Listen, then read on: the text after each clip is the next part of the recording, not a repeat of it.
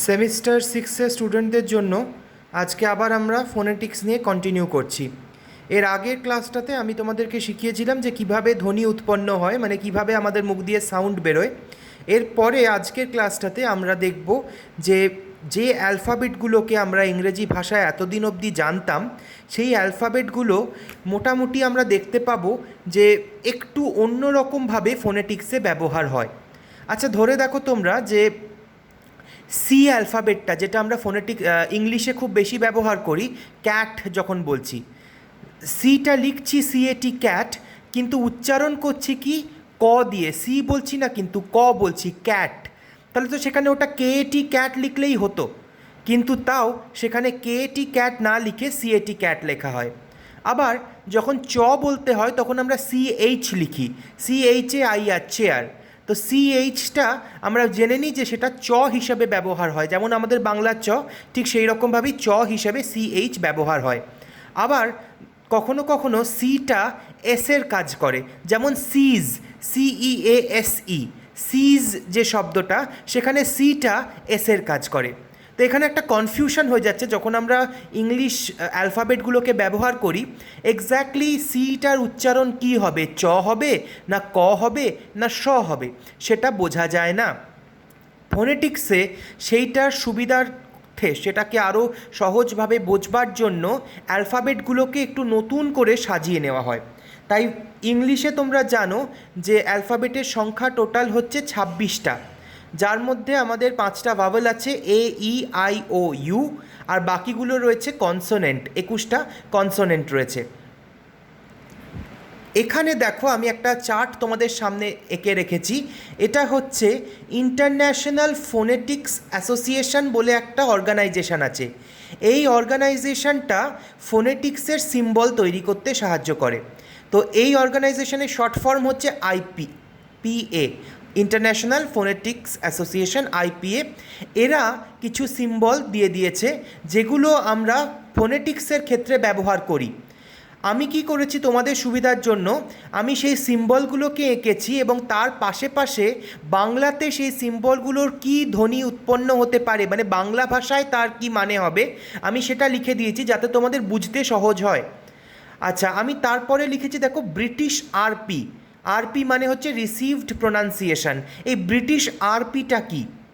British RP হচ্ছে যে ইংরেজি ভাষাটায় আমরা কথা বলি ভারতবর্ষে, সেই ইংরেজি ভাষাটা আমরা ব্রিটেন থেকে পেয়েছি। ব্রিটেনের ভাষাটা, আমরা কিন্তু আমেরিকান ইংলিশে কথা বলি না, আমরা ক্যানেডিয়ান, অস্ট্রেলিয়ান সেইখানকার ইংলিশে বলি না, আমরা ব্রিটেন যেমন করে ইংরেজিতে কথা বলে, মানে ইংল্যান্ড যেরকমভাবে ইংরেজিতে কথা বলে সেই রকমভাবে বলি। এবার দেখো আমাদের বাংলাতেও বহু ডায়ালেক্ট রয়েছে, মানে পুরুলিয়ার বাংলা আবার উত্তর চব্বিশ পরগনার বাংলা আলাদা, বাংলাদেশের বাংলা আর এদিকে আমাদের কলকাতার বাংলা, তার মধ্যেও কিন্তু অনেকটা পার্থক্য রয়েছে।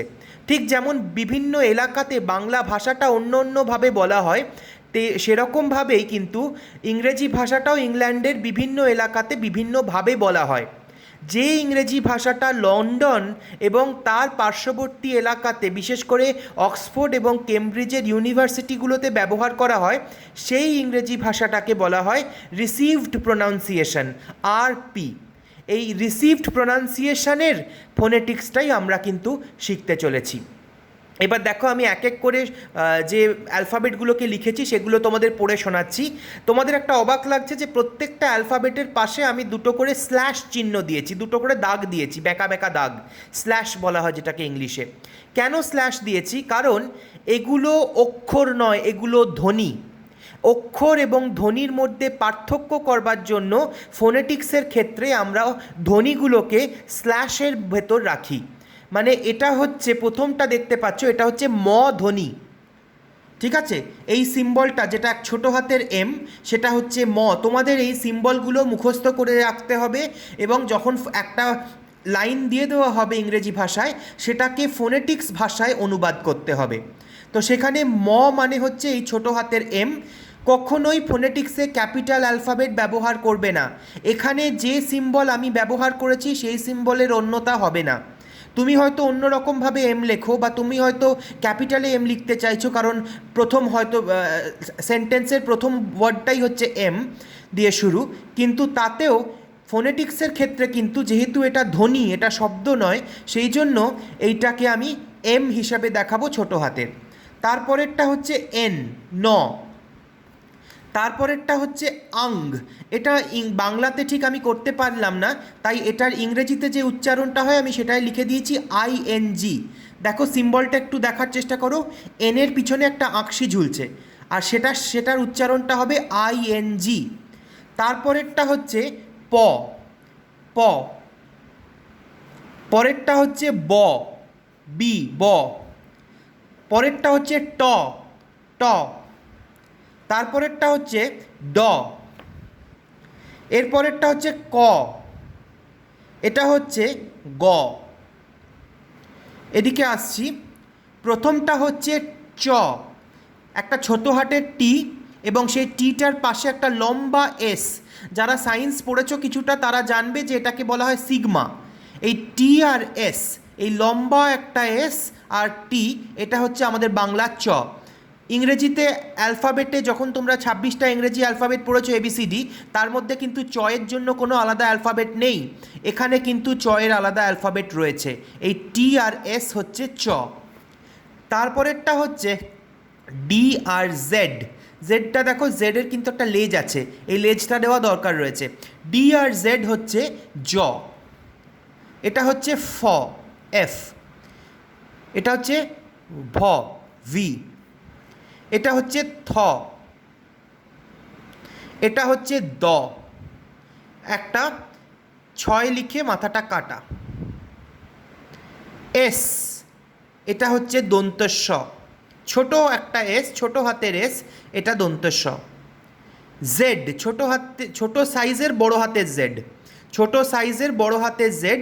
এটাকে আমরা বাংলাতে ব্যবহার করতে পারি না, হিন্দিতে কিন্তু রয়েছে। তোমরা একটা হিন্দিতে শব্দ জানো ইজ্জত, ওই যে ইজ্জাতে যে জ একটা সাউন্ড হচ্ছে, যে একটা কাঁপছে জ ধ্বনিটা, বা ইংরেজিতে যেমন বাজ, এই জ সাউন্ডটা এই জেডটা দিয়ে রিপ্রেজেন্ট করা হচ্ছে। তারপরেরটা হচ্ছে দেখো, আবার ওই সেই যেমন চয়েতে লম্বা একটা এস লাগিয়েছিলাম, সেই শুধু লম্বা এসটার মানে হচ্ছে তালবস্য। এই শুধু লম্বা এসটা হচ্ছে তালিবস্য। আবার দেখো, এটা হচ্ছে ছোট হাতের জেড, লেজ দেয়া, আঁকশি দেয়া ছোট হাতের জেড। এটাও বাংলা বা হিন্দি কোনো ভাষাতেই আমরা পাবো না, এটার উচ্চারণ হয় র। একটু জিভটাকে পিছন দিকে নিয়ে গিয়ে র, র। তাই আমরা যখন বলি প্লেজার, প্লেজার বা লেজার, এই লেজার, প্লেজার, এগুলোতে যে র শব্দটা উচ্চারণ হচ্ছে, এইটা হচ্ছে সেটা। এটার ব্যবহার খুব কম হয়। এটা হচ্ছে আমাদের হ, এইচ। এটা ল, এল।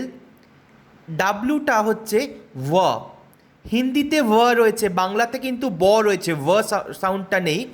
হিন্দিতে বলে না ওয়াহ ওয়াহ ক্যা বাত, সেই ওয়, এইটা হচ্ছে সেই ওয় সাউন্ড, ডাব্লু। আর হচ্ছে র। এই আর কিন্তু অন্যভাবেও লেখা যায়, কিন্তু ফোনেটিক্সে আমরা ছোট হাতের আরটা এইভাবেই লিখব, কারণ আমাদের এইটাই দরকার। আর এইটা হচ্ছে ইয়, যদিও ইংলিশে আমরা এটাকে মানে জে হিসাবে ব্যবহার করি, জে এ এম, জ্যাম, কিন্তু ফোনেটিক্সে এটার মানেটা পাল্টে যাচ্ছে, এটা হচ্ছে ইয়। আমি তাহলে ফোনেটিক্সের যতগুলো কনসোনেন্ট সাউন্ড আছে সেই সমস্ত কনসোনেন্ট সাউন্ডের একটা চার্ট তৈরি করে তোমাদেরকে দেখালাম। ভাওয়েলগুলো কিন্তু বাকি আছে। তাহলে কটা কনসোনেন্ট হচ্ছে দেখো তো, 1 2 3 4 5 6 7 8 9 10 11 12 13 14 15 16 17 18 19 20 21 22 23 24, 24টা টোটাল কনসোনেন্ট ফোনেটিক্সে রয়েছে। একটু বেশি আমাদের ইংলিশ কনসোনেন্ট যেগুলো রয়েছে, মানে নর্মাল ইংলিশে যে কনসোনেন্টগুলো রয়েছে তার থেকে একটু বেশি, টোটাল 24টা কনসোনেন্ট আমরা ব্যবহার করছি ফোনেটিক্সের ক্ষেত্রে। এবার নেক্সট যে জিনিসটা তোমাদের জানা দরকার সেটা হচ্ছে যে প্রত্যেকটা কনসোনেন্ট উচ্চারণ করবার সময় আমাদের মুখের ভঙ্গিটা কীরকম থাকে, জিভটা কোথায় থাকে, ঠোঁটটা কোথায় থাকে, দাঁতগুলো কিভাবে থাকে, নাকটার কি ব্যবহার, সেই জিনিসটা আমাদের জানতে হবে, কারণ এখান থেকে প্রশ্ন আসে পরীক্ষায়। তো কোন কনসোনেন্ট কিভাবে উচ্চারণ করা হয় সেটা আমি এবার দেখাবো। আমি একটা ডায়াগ্রাম এঁকেছি, দেখো এখানে। আগের দিন এই ডায়াগ্রামটা আমি তোমাদেরকে দেখিয়েছিলাম যে আমাদের ওরাল আর্টিকুলেটরি সিস্টেমটা কীরকম হয়।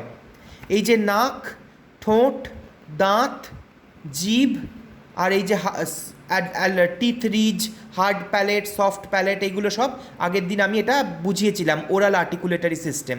এই ডায়াগ্রামটাই আমি আজকে এখানে এঁকেছি, যতটা সম্ভব হয়েছে আঁকবার চেষ্টা করেছি। তো এইখানে দেখো তোমরা কোন অ্যালফাবেটগুলো বলবার সময় আমাদের কোন জায়গাটা ব্যবহার হচ্ছে। ফর এক্সাম্পল, সবচেয়ে প্রথমে আমরা দেখতে পারি যখন আমরা প বলি, নিজেরা মুখে মুখে সঙ্গে সঙ্গে আমার সাথে সাথে বলো প। প প বলবার সময় কি হচ্ছে না, ঠোঁট দুটো এসে চিপে যাচ্ছে, একটা ঠোঁট আরেকটা ঠোঁটের সাথে এসে ঠেকে যাচ্ছে। একটু খেয়াল রাখবে যে আমাদের ওপরের জাবড়াটা নড়তে পারে না, আমাদের নিচের জাবড়াটাই কিন্তু নড়ে। তাহলে আমাদের ওপরের দাঁতগুলো কিন্তু ফিক্সড, আমাদের নিচের দাঁত, নিচের ঠোঁটটা কিন্তু মুভেবল। তাই নিচের ঠোঁটটা এসে ওপরের ঠোঁটে ঠেকে যাচ্ছে এবং একটা ফটকা ফাটবার মতো প বলে হাওয়া ছেড়ে দিচ্ছি মুখ দিয়ে। ঠিক সেরকমভাবেই ব ব বলবার সময়ও দেখো দুটো ঠোঁট কাছাকাছি আসছে, আবার একটা মানে হাওয়া ফটকা ফাটবার মতো করে বেরিয়ে যাচ্ছে। ম এটাও কিন্তু এমনিভাবেই বলা হয়, ম, দুটো ঠোঁট একে অপরের কাছে আসছে। যেহেতু এই প, ব, ম এগুলোকে উচ্চারণ করবার জন্য মূলত আমার দুটো ঠোঁটের ব্যবহার হচ্ছে, তাই এই সাউন্ডগুলোকে বলা হয় বাইলেবিয়াল। লেবিও মানে হচ্ছে ঠোঁট, তাই বাই মানে দুটো ঠোঁটের ব্যবহার হচ্ছে, তাই এগুলোকে বলা হয় বাইলেবিয়াল। আমি লিখে দেখাচ্ছি এখানে, প্রথমটা দুটো ঠোঁট ব্যবহার করে আমি ইউজ করছি, তাই এটা বাইলেবিয়াল।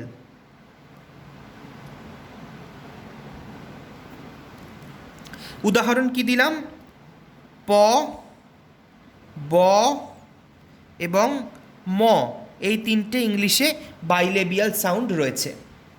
আচ্ছা, এর পরেরটা হচ্ছে ঠোঁট আর দাঁত ব্যবহার করে, নিচের ঠোঁট আর ওপরের দাঁত ব্যবহার করে আমরা সাউন্ড ব্যবহার করছি।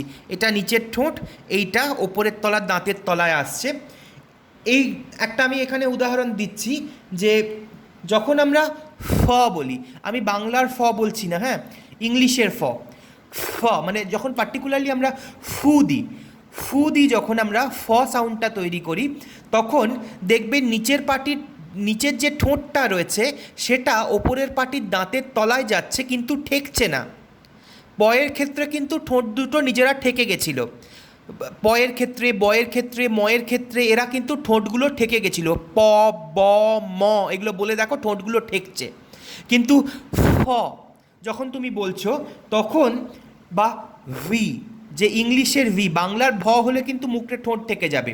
আমি বাংলার ভয়ের কথা বলছি না, ইংলিশের ভ্যান, ভিএন, ভ্যান যখন বলছি, সেই যে ভিটা রয়েছে সেখানেও কিন্তু নিচের যে ঠোঁটটা সেটা ওপরের পাটির দাঁতের কাছাকাছি আসছে, দিয়ে হাওয়াটা দুটোর মাঝখান দিয়ে বেরিয়ে যাচ্ছে।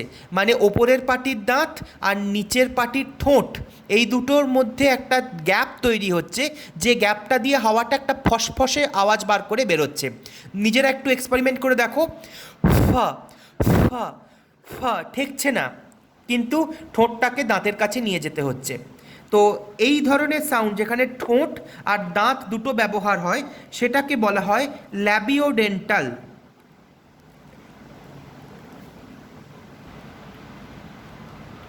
মানে ঠোঁট আর দাঁত, ডেন্টাল মানে দাঁত, ল্যাবিও মানে ঠোঁট। উদাহরণ হবে ফ আর ভ, ভ বলবো না, ইংলিশের ভি।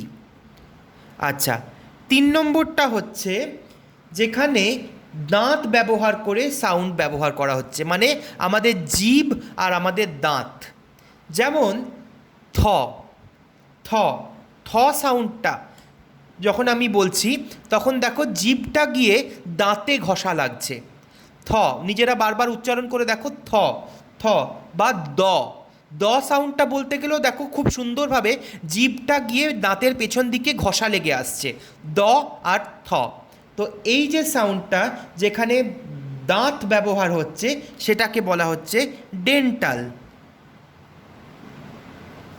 আর এর উদাহরণ হচ্ছে থয়ের এই সিম্বলটা থিটা আর দয়ের এই সিম্বলটা। এইগুলো হলো ডেন্টাল সাউন্ড। এরপরে দেখো দুটো সাউন্ড আছে যেগুলো বলবার সময় দাঁতটাতে গিয়ে থ বলবার সময় দাঁতের পিছনে ঘষা লাগছিল, কিন্তু ট বলবার সময় দাঁতের পিছনে না লেগে এই যে দাঁতের পিছনের যে খাড়া অংশটা রয়েছে সেখানে ঠেকছে। মানে আমি বলেছিলাম তো, দেখো জিভটা যখন দাঁতে ঠেকিয়ে পিছন দিকে টেনে নিয়ে যাচ্ছ, যদি তুমি ধরো জিভটা এখানে লাগিয়ে আস্তে আস্তে পেছন দিকে টেনে নিয়ে যাচ্ছ জিভটা, তখন দেখবে ঠিক দাঁতটা পেরোনোর পর একটা স্ট্রেট জায়গা আছে, একটা গোলাকার জায়গা শুরু হওয়ার আগে আর দাঁতটা শেষ হওয়ার পরে এই দুটোর মাঝখানে একটা স্ট্রেট জায়গা আছে। এই স্ট্রেট জায়গাটাকে জিভটা নিজেরা ঠেকাও দিয়ে ঠেকিয়ে এক্সপেরিয়েন্স করো। ঠেকিয়ে এই জায়গাটাকে বলা হয় অ্যালভিওলার রিজ।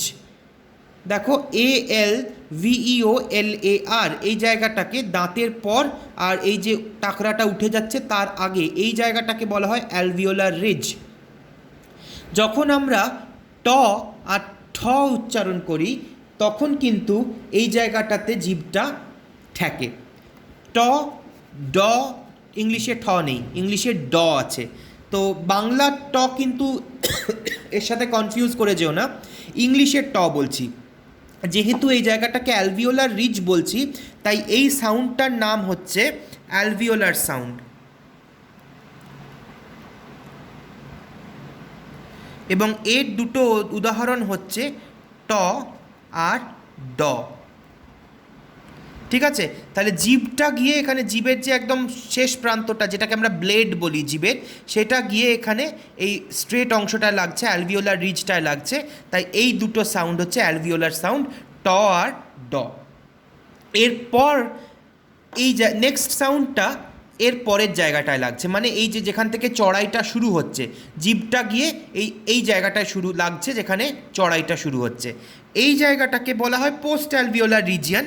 তাই এই সাউন্ডগুলোকেও বলা হয় post alveolar sound. Post alveolar. এর উদাহরণ কী হবে পোস্ট অ্যালভিওলার? একটাই মাত্র পোস্ট অ্যালভিওলার সাউন্ড ইংরেজিতে রয়েছে, সেটা হচ্ছে র। র রয়ের ক্ষেত্রে নিজেরা বারবার উচ্চারণ করে দেখো, জিভটা কিন্তু ঠেকছে না। ঠিক যেমন ফ বা ভয়ের ক্ষেত্রে জিভ ঠেকছিল, ঠোঁটটা দাঁতের সাথে ঠেকছিল না, তারা কাছাকাছি যাচ্ছিল কিন্তু অ্যাকচুয়ালি টাচ করছিল না। ঠিক তেমন রয়ের ক্ষেত্রে র র র র, জিভটা যাচ্ছে এই এলাকা অবধি কিন্তু ঠেকছে না, কাছাকাছি গিয়ে কি হচ্ছে, হাওয়াটা এমনভাবে ঘষে বেরোচ্ছে যে র ধ্বনি উৎপন্ন হচ্ছে। আচ্ছা, এরপর আরেকটু পিছিয়ে যাচ্ছি, মানে এই চড়াইটা শুরু হয়েছে বা চড়াইটার প্রায় শেষের দিকটাতে যাচ্ছি। এই জায়গাটার নাম হচ্ছে প্যালেটো অ্যালভিওলার রিজিয়ন। প্যালেটো alveolar region. এবার প্যালেটো অ্যালভিওলার রিজিয়নে যেখানে যে শব্দগুলো ঠেকছে সেইগুলো হচ্ছে প্যালেটো অ্যালভিওলার সাউন্ড।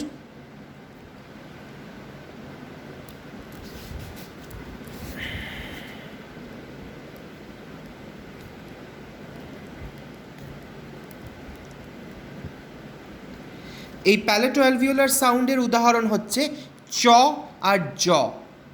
এই টি আর একটা লম্বা এস চ, এবং ডি আর একটা ছোটো হাতের জেড, এটা হচ্ছে জ। চ আর জ বলবার ক্ষেত্রে আমাদের জিভটা গিয়ে এইখানটাতে ঠেকছে, তাই জন্য এখানে চ আর জয়ের ক্ষেত্রে কিন্তু টাচ করছে। তাই চ, যেমন আমরা চার্চ যখন বলবো চার্চ, চার্চ বলবার সময় বা চেয়ার বলবার সময় দেখো জিভটা গিয়ে এখানে ঘষা খাচ্ছে। আবার যখন আমরা ট্যান বলছি বা যখন আমরা ডন বলছি, ড আর ট, এগুলোর ক্ষেত্রে কিন্তু জিভটা টাচ খাচ্ছে না, কিন্তু চ আর জয়ের ক্ষেত্রে জিভটা টাচ খাচ্ছে এই এলাকাটাতে। আচ্ছা, এরপর হার্ড প্যালেট মানে টাকরা, যে সাউন্ডগুলো টাকরাকে টাচ করে হচ্ছে 7 নম্বরে আমি লিখব সেই সাউন্ডগুলোর নাম, সেটা হচ্ছে প্যালেটাল। মানে টাকরাকে প্যালেট বলছে তাই প্যালেটাল।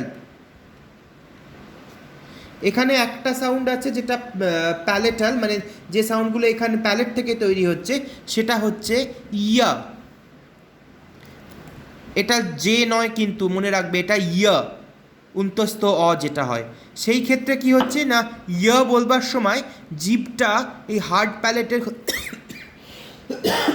খুব কাছাকাছি পৌঁছে যাচ্ছে কিন্তু টাচ করছে না।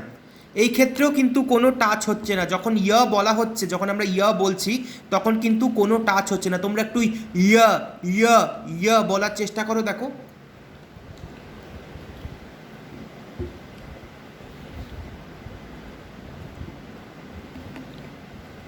আচ্ছা, কন্টিনিউ করছি। এর পরের সাউন্ডটা হচ্ছে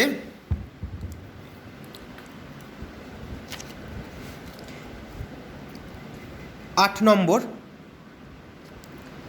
ভেলার। এই যে সফট প্যালেটটাকে দেখছো, এই সফট প্যালেটটার আরেকটা নাম হচ্ছে ভেলাম। তাই যে সাউন্ডটা এই সফট প্যালেটটাকে ব্যবহার করে হয় সেটাকে বলা হয় ভেলার সাউন্ড। ইংলিশে ভেলার সাউন্ড হচ্ছে ক, গ। ঠিক আছে, ক আর গ মুখে 5-6 বার উচ্চারণ করো, হাঁ করো, দিয়ে দেখো ক গ বলবার সময় মুখের সামনের দিকে ঠোঁট, দাঁত, জিভ, টাকরা এগুলো কোনোটারই ব্যবহার হচ্ছে না, কিন্তু জিভের পিছন দিকটা ব্যবহার হচ্ছে। ক বারবার বলার চেষ্টা করো, ক আর গ, ক আর গ। দেখো মুখের সামনের দিকে একদম ব্যবহার হচ্ছে না, পেছন দিকটা ব্যবহার হচ্ছে। লাস্ট টাইপ হচ্ছে 9 নম্বর, গ্লটাল। মানে গ্লটিস থেকে উৎপন্ন হচ্ছে যে সাউন্ডটা। গ্লটিস মানে সেই আগের দিন বুঝিয়েছিলাম যেখানে ভোকাল কর্ড রয়েছে, যেখান থেকে একটা গর্ত রয়েছে, গর্তটা দিয়ে হাওয়া বেরোলে আমাদের সাউন্ড তৈরি হয়, ভয়েস আর ভয়েসলেস সাউন্ড। সেই গ্লটিস থেকে গ্লটাল সাউন্ড। একটাই গ্লটাল সাউন্ড আছে, হ। হটা উচ্চারণ করবার চেষ্টা করো নিজেদের মুখে, হ। দেখো মুখটা পুরো হাঁ রয়েছে, জিভের পিছনটাও উঠছে না। সামনের দিকের জিভটা তো পুরোটাই নেমে রয়েছে, পেছন দিকেরও জিভটা পুরোটা নেমে রয়েছে। তাই বলার চেষ্টা করো, দেখো হ, হ, পুরো গলার ভেতর থেকে আওয়াজটা আসছে। তাহলে কোন ধ্বনিটা কোন জায়গা থেকে উৎপন্ন হচ্ছে সেই জায়গাটার নামটা আমাদের এখান থেকে বুঝে নিতে হবে। এগুলো কেন বুঝতে হবে? কারণ আমাদেরকে একটা ধ্বনি পরীক্ষায় দিয়ে দেওয়া হবে, ধরো ম ধ্বনিটা দিয়ে বলতে হবে, বলে ওরা প্রশ্ন করবে যে এটার একটা ডেফিনেশান লেখো, ডেসক্রিপশান লেখো। এবার ময়ের ডেসক্রিপশান তুমি কি লিখবে? সেখানে ময়ের ডেসক্রিপশান লিখবার জন্য তোমাকে 3টে টার্ম ব্যবহার করতে হবে। যেহেতু এই ডেসক্রিপশানগুলো যে কোনো অ্যালফাবেটের ডেসক্রিপশান লিখবার জন্য 3টে টার্ম ব্যবহার করা যায়, তাই এগুলোকে বলা হয় 3 টার্ম ডেসক্রিপশান। এই 3টে টার্মের মধ্যে একটা হবে এই রকম, বাইলেবিয়াল, লেবিওডেন্টাল, ডেন্টাল, মানে কোথায় উৎপন্ন হচ্ছে। দ্বিতীয় টার্মটা হবে সাউন্ডটা ভয়েসড না ভয়েসলেস। মনে আছে আগের আমি একটা এক্সপেরিমেন্ট করে দেখিয়েছিলাম যে স যখন বলছো তখন গলায় হাত দাও, দেখো গলাটা কাঁপছে না, স স। আর যখন জ বলছো বা জেড বলছো তখন গলার ভেতরে একটা ভাইব্রেশন অনুভূতি করতে পারবে। হাতটা দিয়ে রাখো, দিয়ে বলো জ জ। এই যেগুলো ভাইব্রেশন করছে সেগুলোকে বলা হয় ভয়েসড সাউন্ড, আর যেগুলো ভাইব্রেশন করছে না সেগুলোকে বলা হয় ভয়েসলেস সাউন্ড। তাহলে ভয়েসড সাউন্ড না ভয়েসলেস সাউন্ড সেটা একটা টার্ম হবে। এইগুলো এই কোথা থেকে উচ্চারণ হচ্ছে সেটা একটা টার্ম হবে। এবং তৃতীয় যে টার্মটা, সেটা করবার জন্য আমাকে আবার আরেকটা ক্লাস করাতে হবে, সেটা আমি নেক্সট ভিডিওতে তোমাদের সাথে শেয়ার করছি। আজকে যে জিনিসটা তোমরা বোঝবার চেষ্টা করবে, এই যে আইডিয়াগুলো আমি দিলাম আজকে, এইগুলো বোঝার চেষ্টা করো। এবং এই যে অ্যালফাবেটের যে সিম্বলগুলো আছে সেগুলো আমি গ্রুপেও আরেকবার দিয়ে দিচ্ছি। এই সিম্বলগুলোকে নিজেরা খুব ভালো করে মুখস্থ করো এবং মুখস্থ করে নিজেরা প্র্যাকটিস করো।